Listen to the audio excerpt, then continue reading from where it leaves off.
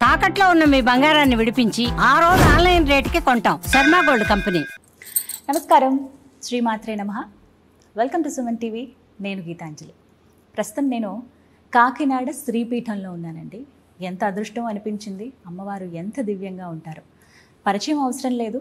ప్రత్యేకించి ఇవాళ మనం మాట్లాడబోతున్నాము పీఠాధిపతులు, శ్రీపీఠం వ్యవస్థాపకులు, ప్రముఖ ఆధ్యాత్మికవేత్త, గత 35 సంవత్సరాలుగా ఎన్నో ఆధ్యాత్మిక, ధార్మిక, సేవా కార్యక్రమాలతో మనందరికీ ఎంతో సుపరిచితులు వారే శ్రీ శ్రీ శ్రీ పరిపూర్ణానంద స్వామీజీ. వారితో మాట్లాడి మనకున్నటువంటి ధర్మ సందేహాలను నివృత్తి చేసుకుందాం. గురుగారితో మాట్లాడదాం. స్వామీజీ నమస్కారం అండి. నమస్తే. మీ దివ్య చరణాలకు నా నమస్కారాలండి. చాలా సంతోషం కలవటం, అనుమతించినందుకు, అంగీకరించినందుకు ఇంటర్వ్యూకి సంతోషం తెలియజేస్తూ, ముందుగా ఇప్పటికి చాలా ధర్మ సందేహాలు ఎంతోమంది ఎదుర్కొంటూ ఉన్నారు. ఏదైనా కార్యక్రమం చేయాలన్నా ఇంట్లో నిత్య పూజ దగ్గర నుంచి అన్ని ధర్మ సందేహాలే ఉండనే ఉంటాయి. వీటన్నింటిలో బాగా పెద్దగా వచ్చేది ఏమిటంటే, ఎక్కువగా అందరూ డిస్కషన్ పెట్టుకునేది శివకేశవుల గురించి మాట్లాడుతూ ఉన్నారు. ఇప్పుడు రాబోయేది కార్తీక మాసం.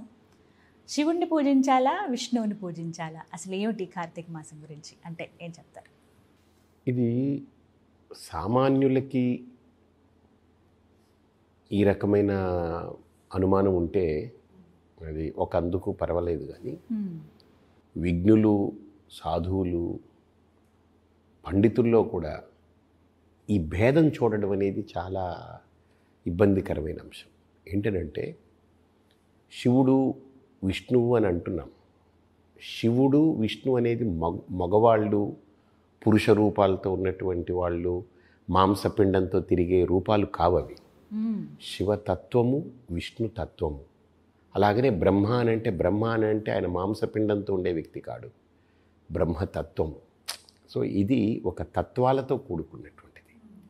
వీటిని విష్ణు శక్తి అంటాం, ఈశ్వరుణ్ణి ఈశ్వర శక్తి అంటాం, శివశక్తి అంటాం, అలాగనే బ్రాహ్మీ శక్తి అంటాం.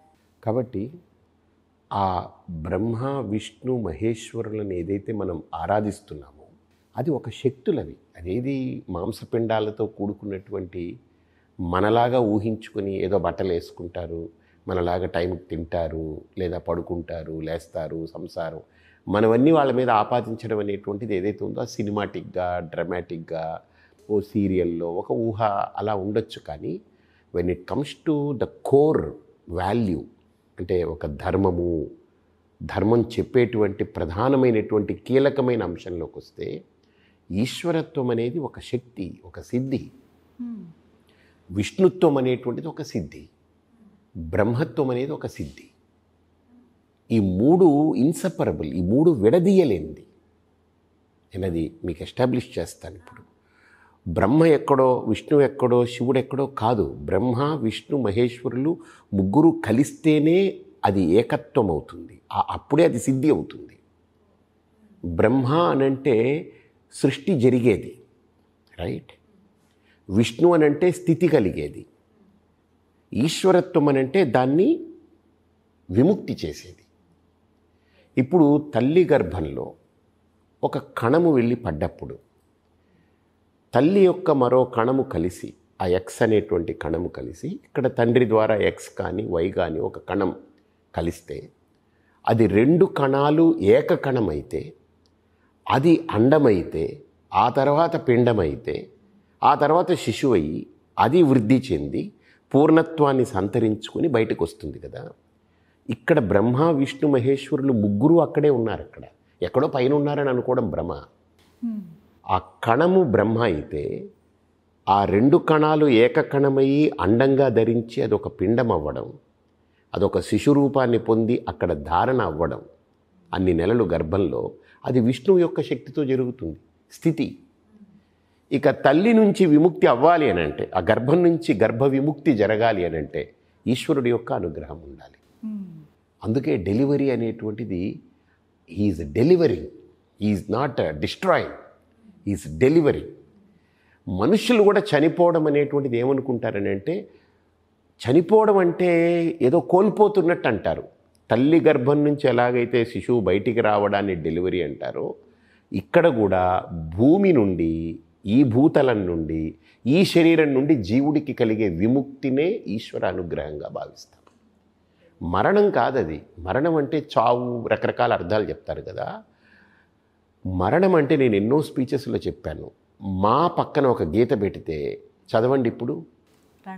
రణం. రణం అంటే యుద్ధం. నిరంతరం మనం బతకాలి అని అంటే ఎన్ని కణాలు, కొత్త కణాలు పుట్టాలి, పాత కణాలు చచ్చిపోతుండాలి. నిరంతరం కురుక్షేత్రంలాగా ఉంటుంది ఈ శరీరం. మరణం అంటే అర్థం ఏంటనంటే ఎప్పుడైతే అది ఆగిపోయిందో ఇంకా నెక్స్ట్ రణం లేదని. మా రణం, ఇంకా యుద్ధాలు లేవయ్యా అని అర్థం.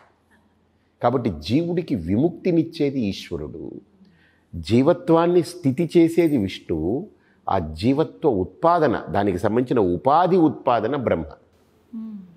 కాబట్టి గర్భస్థ శిశువుని తీసుకుంటే ఆది బ్రహ్మస్వరూపంగా, మధ్యతో విష్ణు రూపాయ, అంత్యతో శివరూపాయ, అంటే విముక్తికి ఈశ్వరుడి యొక్క అనుగ్రహం. కాబట్టి బ్రహ్మ విష్ణు మహేశ్వరులు అక్కడే ఉన్నారుగా. అదే వాళ్ళు పురుషులయ్యి వేరే రూపాలు ధరించి ఎక్కడో ఉన్నారనుకో, తల్లి గర్భంలో ఎవడు చూస్తాడు దాన్ని? కాబట్టి సృష్టి స్థితి లయకారకులైనటువంటి వాళ్ళు ముగ్గురి యొక్క అనుగ్రహము తల్లి గర్భంలో ఉంది, ప్రతి మాతృ కుక్షిలో ఉంది. కాబట్టి వాళ్ళు ఎక్కడో ఉన్నారనుకో అక్కర్లే, మాతృ గర్భంలోనే వాళ్ళు ముగ్గురు నివసిస్తున్నారు అక్కడ. వాళ్ళు ఉండి ఆ శిశువుని ఎలా తయారు చేస్తున్నారు. కాబట్టి బ్రహ్మ వేరు, విష్ణు వేరు, శివుడు వేరు. ఈ వేర్పాటువాదంతో ఉన్న వాళ్ళకి బుద్ధిలో ఏదో తేడా ఉంటుంది. వాళ్ళకి సమ్ ప్రాబ్లం, వాళ్ళకి that problem need to be addressed properly. ఆ వేర్పాటు వాదంలో వాళ్ళకి ఏదో ప్రాబ్లం ఉంది, సైకలాజికల్ ప్రాబ్లం ఉంది. అది ఏంటంటే నేను గమనించింది, మా దేవుణ్ణి మేము గొప్పగా చెప్పుకోకపోతే మమ్మల్ని ప్రత్యేకంగా గుర్తించరు. మాదంటూ ఒక దేవుడు, మాదంటూ ఒక బ్రాండు, మాదంటూ ఒక ట్రేడ్ మార్కు, మాదంటూ ఒక పేటెంటు. ఇది ఒక రకమైన ఒక బిజినెస్ వలయంలో లాగా ఆలోచన సాగుతున్నట్టు అనిపిస్తుంది. కానీ మౌలికంగా మొత్తాన్ని చూడగలిగితే అక్కడ వాళ్ళేం మనుషులు కారు వాళ్ళు. సో మంత్రావై దేవతాహ, దేవతలంటే మంత్రమే దైవం. మనలాగా చర్మము, మాంసము, ఎముకలు ఇవన్నీ ధరించి అవి కాదు. సినిమాటిక్గా, ఒక డ్రామాటిక్గా మనం ఎందుకు చూపిస్తున్నాము అని అంటే ఒక కల్పన మన బుద్ధికి ఏదో ఒకటి చూపెట్టాలిగా. అంటే మరి తత్వం అని అనుకున్నప్పుడు స్వామీజీ, మరి వీరి రూపం ఇలా ఉంటుంది, వీరి ఆయుధాలు ఇలా ఉంటాయి, శివయ్య త్రిశూలం పట్టుకుంటారని, ఢమరుకం ఉంటుందని, అదే విష్ణుమూర్తికి వస్తే గధ ఉంటుంది వారికి అని చెప్పి, శంఖము, చక్రం చెప్తాను. ఇప్పుడు చాలా మంచి ప్రశ్న ఇది. మనకు ఒక పిల్లవాడికి ఏబిసిడీలు నేర్పేటప్పుడు మనం ఏం చేస్తామంటే యాపిల్ పెడతాం వాడి ముందు. ఏ ఫర్ అంటే యాపిల్ అంటాడు వాడు. వాడికి ఏ అనేది గుర్తుకు రావాలంటే యాపిల్ అనేది వాడికి తెలుసు కాబట్టి యాపిల్ ద్వారా ఏం నేర్పుతాం వాడికి. బీ ఫర్ అంటే బ్యాట్ అంటాడు, బాల్ ఏదో ఒకటి. సి అంటే క్యాట్ అంటాడు. వాడికి ఇవన్నీ తెలుసు. కానీ ఏబిసిడీలు ఎలా నేర్పాలి వాళ్ళకి? ఆది అక్షరాన్ని వాడికి అర్థమైనటువంటి పదాలతో పెట్టి నేర్పాలి. అలాగా మనకు మనల్ని అవగాహన చేయించడానికి మన స్థాయి అలా ఉంది కాబట్టి ఆ స్థాయికే దాన్ని మనం చూపిస్తాం. చిన్నపిల్లలు ఉన్నారనుకోండి, ఈ బొమ్మలు లాంటివి ఇచ్చి దాంట్లో అంకెలు నేర్పుతాం వాళ్ళకి, అంతే కదా. క్యూబ్స్ లాగా ఇవన్నీ ఇస్తాం. కానీ నిజానికి వాడికి మనం నేర్పాలనుకున్నటువంటి జ్ఞానము ఏదైతే వాడికి నేర్పుతున్నామో అక్కడ ఇచ్చిన పదార్థము సంబంధం లేదు, అంతే కదా. అది లేకపోయినా వాడు నేర్చుకోగలడు. అదే వాడు 10వ క్లాస్కి వచ్చిన తర్వాత క్యూబ్స్ కావాలి, నాకు కావాలంటే అంటాడు ఎవడన్నా? అవసరం లేదు. ఇండిపెండెంట్ అవుతాడు, ఇండివిజువాలిటీ వస్తుంది, వాడి జ్ఞానం వాడికి స్వతంత్రం అవుతుంది. కాబట్టి జ్ఞానం అనేది ఒక మనిషిని పరతంత్రుడిగా ఉంచదు, సర్వతంత్ర స్వతంత్రుడిగా ఎదిగేలా చేస్తుంది. ఇంకా మనలో ఇంతకాలమైన పండితులైన ఎవరైనా, నేనైనా, మీరైనా, ఎవరైనా ఎదగలేకపోతున్నాము అని అంటే అక్కడ ఇంకా జ్ఞానము పరిపక్వ స్థితిని పొందలేదని అర్థమైంది కదా. అందుకనే ఇప్పుడు మనకేంటంటే ఉపాసన అనే క్రమం పెట్టారు కదా. ఈ ఉపాసన అనేటువంటిది ఎంత ఒక యోగ్యమైనటువంటి విధానం అంటే మన మహర్షులు పెట్టినటువంటి ఒక దేవాలయము, ఒక దైవము, అక్కడ ఒక ఆరాధన. ఈ నివేదన ఇచ్చేది దేవుడికమ్మా. నిజంగా దేవుడు తింటున్నాడా? కాదు కదా, కాదు. అందరికీ మనం ప్రసాదం. నేను దీని మీద విపరీతమైన రీసెర్చ్ చేస్తున్నా. అసలు మన పూజా ప్రక్రియ కానీ, ఆలయంలో ఉన్నటువంటి ఆచార వ్యవహారం కానీ ప్రతిదీ ఆరోగ్యంతో ముడిపడింది. ఇప్పుడు నేను ఆరోగ్యంగా ఉంటేనే, ఆరోగ్యమే మహాభాగ్యం. నా దృష్టిలో మహాభాగ్యం కాదు, ఆరోగ్యమే మహాదైవం. మహాదైవం. మనం ఆరోగ్యంగా ఉంటేమ్మా అడుక్కుని తినేవాడు కూడా ఆరోగ్యంగా ఉండాలని అనుకుంటాడు, అంతే కదా. అంతే. సకల సంపద ఉన్నవాడికి రోగాలు వచ్చాయనుకోండి, నా సంపద అంతా ఇచ్చేస్తాను, నా రోగం పోగొడతావా అని అడుగుతాడు. బాంబేలో ఒక చిన్న వీడియో వచ్చింది. ఒక అతను, వాడికి పాపం 2,000 రూపాయలు లేదు బాంబే రావడానికి, ఎక్కడి నుంచో వేరే ఊరు నుంచి ఎవరినో కింద మీద పడి ఆ 2,000 అప్పటికి తీసుకొచ్చి బాంబేలో నిలదొక్కుని 30,000 కోట్లు సంపాదించాడు. పద్ధతిగా, పర్ఫెక్ట్గా, మంచి దీంట్లో ఉండి పర్ఫెక్ట్గా సంపాదించాడు. అతని పేరు కూడా ఏదో చెప్పారు, ఒక ఇది చాలా ఇది, నేను ఆయన వీడియో చూశాను. ఆయన ఇంకొక వారంలో చచ్చిపోతాడు. ఆయనకి ఏదో క్యాన్సర్ ఏదో చెప్పారు. మొత్తం మీద ఆయన వీల్ చైర్లో కూర్చోన్నాడు, అందరినీ రమ్మనమన్నాడు, అందరితో టైం స్పెండ్ చేయాలనుకున్నాడు, ఇంకా పోతున్నాడు. అర్థమైపోయింది. ఆయన ఆ వీడియోలో అంటున్నాడు, నా 30,000 కోట్లు ఇచ్చేస్తా, ఎవడైనా నన్ను కాపాడగలడా? నా జీవితంలో నేను 30,000 కోట్లు, ఊహించని 30,000 కోట్లు సంపాదించుకున్నా, కానీ అంతా పణంగా పెట్టిన నా ప్రాణాన్ని ఎవడూ కాపాడలేడు. కాబట్టి మీరందరూ అర్థం చేసుకోండి, మీ ప్రాణం చాలా విలువైనది, మీ ఆరోగ్యం చాలా విలువైనది అని ఆయన చెప్పి వారం రోజుల తర్వాత చనిపోయాడు ఆయన. ఆ వీడియో చూసిన తర్వాత నాకు అనిపించింది, దైవము ఆరోగ్యం కంటే గొప్ప దైవం ఏంటని చెప్పండి. ఆ ఆరోగ్యాన్నే మన మహర్షులు ఆలయ రూపంలో, ఆచారం రూపంలో ఒక అద్భుతమైనటువంటి ప్రణాళికతో మనకు అందించారు. ఒక దీపారాధనలో ఆరోగ్యం ఉంది, ఒక దీపారాధన, ఒక ధూపంలో ఆరోగ్యం ఉంది. ఏదో చెత్త చెదారాలు కాదు, కల్తీవి కాదు, స్వచ్ఛమైనటువంటి నువ్వుల నూనెతో పెట్టండి, కొబ్బరి నూనెతో పెట్టండి, లేదా విప్ప నూనెతో పెట్టండి, లేదా మనకు సన్ఫ్లవర్ ఆయిల్ ఉంటుంది కదా, స్వచ్ఛమైంది, దాంతో పెట్టండి, నెయ్యితో పెట్టండి, అద్భుతం, ఆముదంతో పెట్టండి, అద్భుతం, లేదా రైస్ బ్రౌన్ ఆయిల్ ఉంటుంది, అంటే ధాన్యం నుంచి తీసేటువంటి తైలం, అది కూడా మంచిదే, ధాన్యం తైలం కూడా మంచిదే. ఇలా ఈ తైలాలతో పెట్టే దీపం ఏంటంటే అదొక ఆరోగ్య సూత్రం, అది ఎవరికీ తెలియట్లేదు. ఎలా అండి అవి ఎలా ఆరోగ్యానికి? ఆ దీపము బర్న్ అయినప్పుడు దాని నుంచి వచ్చే ఫ్యూమ్స్ ఉంటాయి కదా, అది మన లోపల ఎన్నిటినో హీల్ చేస్తుంది. ఆయుర్వేదంలో ఉంది అది. దీపాలన్నీ పెట్టి మధ్యలో కూర్చోబెడితే ఆ వాసన, మనం ఘృత దీపం అంటారు, అంటే నెయ్యి, స్వచ్ఛమైన నెయ్యి పెట్టి మీరు లోపల కూర్చొని ధ్యానం చేయండి, మీ లోపల ఎంత ఫ్రెష్నెస్ పెరుగుతుందో, లోపల ఎంత యాంటీ ఆక్సిడెంట్స్ అన్నీ కూడా మొత్తం అసలు ఎంత స్మాష్ అవుతాయో, ఎంత ఒక రకమైన డీటాక్సింగ్ అవుతుంటుందో. అలాగనే ధూపం, మూలికలన్నీ వేసి, పంచగవ్య వేసి, అందుకే నేను 6 ఏళ్ళు తాపత్రయపడి గౌదర్బార్ ద్వారా నిత్యాగ్నిహోత్ర అని ఒక ధూపం కనిపెట్టాను. అంటే నేను కనిపెట్టడం కాదు, నా గొప్పేం కాదు, అది అమ్మ అనుగ్రహం, ఋషులు ఇచ్చిన జ్ఞానం. అది ఏది మన సొంతం కాదు, ఏది మనం చేశాము, నా వల్ల అయింది, నేను అవన్నీ భ్రమ, అవన్నీ ఏదో పని జరుగుతూ ఉంటుంది. కానీ విషయం అందాల్సింది, విషయం నేను సృష్టించలేదు, విషయాన్ని నేను సృష్టించలేదు. మేబీ ఆ విషయం కోసం పరిశ్రమ చెయ్యొచ్చు, కాస్త ఏదో శరీరాన్ని, బుద్ధిని, మనస్సుని వాడచ్చు. కానీ ఆ విషయం మనకు అందాలి అంటే దైవానుగ్రహం ఉండాలి. అలా పంచగవ్యాలతోటి, గోవు యొక్క స్వచ్ఛమైన పంచగవ్యాలు, అది కూడా ఏంటి పంచగవ్యాలు, ఎక్కడ పడితే అక్కడ తీసుకోను నేను. శ్రీపీఠంలో ఆవులకి ఆయుర్వేద మూలికలతో ఆహారం పెడతాం మేము, అందుకు వాటికి మందులు వాడడం. అసలు ఆవులన్నీ స్వచ్ఛంగా ఉంటాయి. సుమారుగా 140 ఆవులు ఉంటాయి. బయట ఆవుల్ని రానివ్వము, ఇక్కడదే దీన్ని జనరేట్ చేస్తూ పోతుంటుంది. అవి ఒక్క పైసా మేము మందుకు పెట్టాం, చాలా హెల్తీగా అవన్నీ వదిలేస్తాం కదా. రాత్రి 3 గంటలకు అది ఈనేస్తుంది ఎక్కడో చోట, అది ఎక్కడ ఉంటుందో చెట్టు కింద, అది దాని పిల్లని కాపాడుతుంది మేము వచ్చే వరకు. అసలు మాకైతే మతిపోతుంటుంది, హాయిగా సుఖప్రసవం, డాక్టర్ అవసరం లే.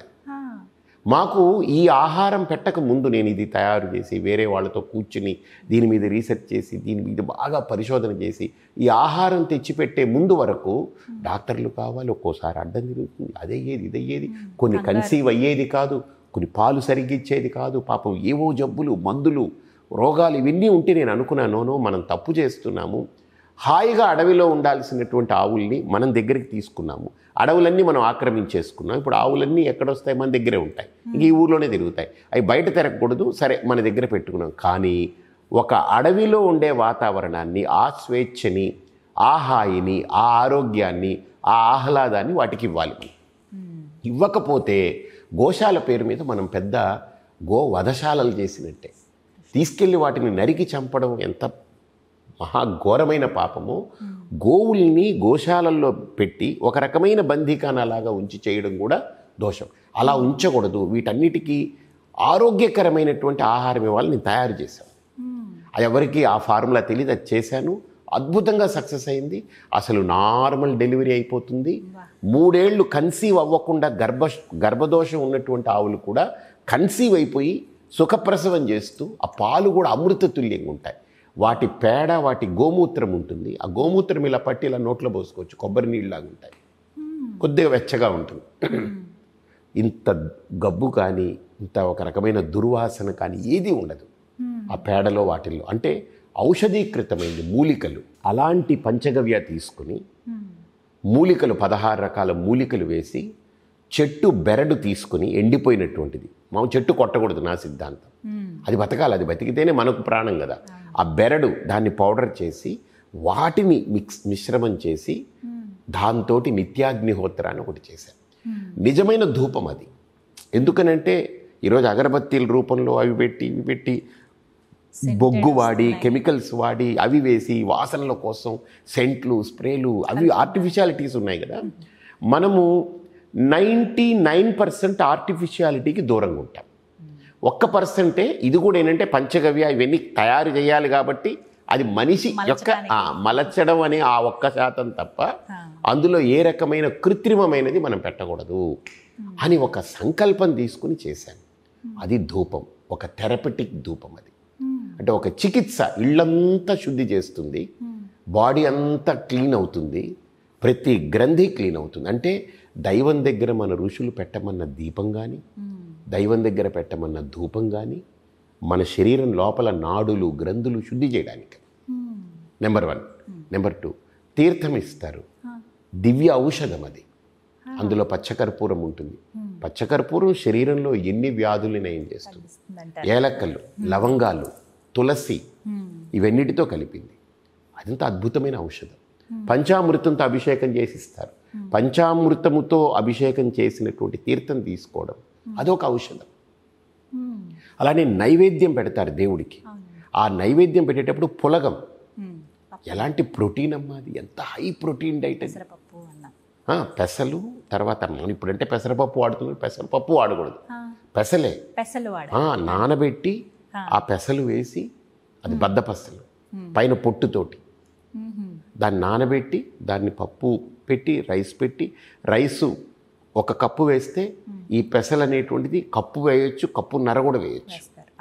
వేసి తర్వాత మిరియాలు, జీలకర్ర, అల్లము, కరివేపాకు, నెయ్యి, ఇవన్నీ చేస్తే అసలు ఆ మనిషికి ఈ మాత్రం ఉదయం ప్రసాదం తీసుకుంటే సాయంత్రం దాకా ఇంకా ఏ అవసరం పడదు. అంటే అంత రిచ్ పదార్థాలని మనకు దేవుడి దగ్గర పెట్టి మనకు నివేదన ఇస్తున్నారు. ఆరోగ్యం కాదా? ఒక పులిహార ఇప్పటికే ఐ కెన్ ఛాలెంజ్. మనం కలుపుతుంటే చూస్తే అబ్బాయి ఇదేం తింటాం అనుకుంటాం. ఆ పంచలో వేసి, పంచ తడిపేసి దాన్ని వేసి, బియ్యం వేసి, మామూలుగా బయట పెట్టేటప్పుడు అన్నదానాలు చేసేటప్పుడు. కానీ ఇంత కూడా ఫుడ్ పాయిజన్ అవ్వదు. కారణం ఏంటంటే దాంట్లో వాడే పసుపు, ఆ ఇంగ్రీడియంట్స్, ఇంగువ, ఆవ, మెంతులు, ఇవన్నీ కూడా ఏది హానికరంగా, అంటే విషాన్ని కూడా హరిస్తాయి, మింగేస్తాయి అవి. అంటే మన ఋషులు మనకు ఆహారం రూపంలో, నైవేద్యం రూపంలో గుడిలో అందేది, ధూపం రూపంలో మనకు అందేది, దీపం రూపంలో అందేది, తీర్థం రూపంలో అందేది, మంత్రం రూపంలో అందేది, అక్కడ జరిగే ఆచార వ్యవహార రూపంలో అందేది. ఇవన్నీ మన బాడీని, మైండ్ని అన్నిటినీ క్లీన్ చేసి మనల్ని సంస్కరించడానికే దైవం అనేది. దేవుడంటూ దేవుడికి ఏం అక్కర్లేదు. దేవుడికి మనం బట్టలు పెట్టి ఇప్పుడు పెద్ద వజ్రాల కిరీటం పెడితే ఆయన ఏమన్నా మనల్ని ఇది చేసి ఏమన్నా ఆయన ఏమన్నా ప్రధానమంత్రి, ముఖ్యమంత్రి అంతే, లంచానికి పడిపోయేదానికి. కానీ ఇన్ని ఆభరణాలు చేయిస్తారు కొంతమంది. తప్పు కాదు, చేయించడం తప్పు కాదు. నేను అనేది అక్కడికి ఆగిపోవద్దంట. నేను అది చేయించాను కాబట్టి దేవుడికి నేను చాలా ఇష్టం అనుకుని ఆగిపోద్దు. ఎందుకంటే ఆయన ఏమీ లంచం పుచ్చుకునే వ్యక్తి కాడు కదా దైవం. కాకపోతే నీ భక్తి నువ్వు సమర్పిస్తున్నావు, తప్పు కాదు. కానీ నేను అది ఇచ్చాను కాబట్టి నేను చాలా గొప్పవాడిని కాదు. నీ మనస్సు కావాలి ఆయనకి, నీ హృదయం కావాలి, నీ ప్రేమ కావాలి, నీ లోపల ఆయన పట్ల తపన కావాలి. అర్థమైంది? ఇప్పుడు మన హోటల్కి వెళ్తే ఒక సర్వర్ ఉన్నాడు అనుకోండి, మనం వెళ్ళగానే సార్ కూర్చోండి sir, welcome sir, please seat sir, have a seat, so I will serve you water and what else you need sir, shall I bring you any starters, shall I bring you any sir, shall I serve you something, అది ఇది అన్నీ అడిగితే ఎంత వినయంగా ఉంటాడు కదా.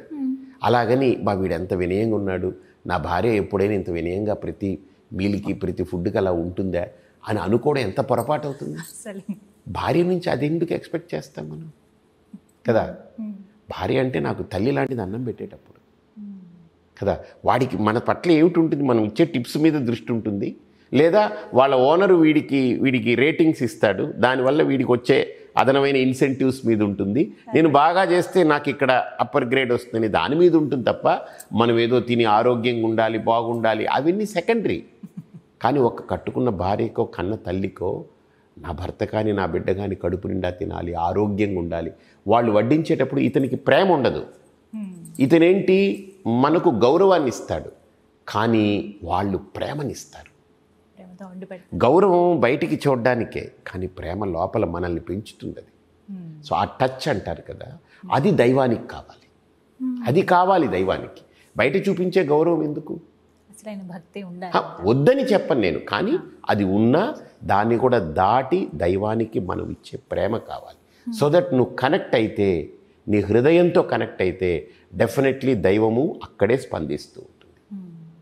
So కాబట్టి నా అభిప్రాయము, నా అనుభవము, నా స్టడీ, నేను ఈ ధర్మం పట్ల సనాతనం పట్ల తెలుసుకునేది ఏంటంటే, దైవత్వాన్ని అనుభూతి పొందకపోతే దైవం గురించి మాట్లాడుకోవడం జస్ట్ ఏదో ఒక థీసిస్ లాగా ఉంటుంది, ఒక థీసిస్ సబ్మిట్ చేసినట్టు ఉంటుంది అంతే, ఏదో ఒకటి రాసి సబ్మిట్ చేసినట్టు ఉంటుంది.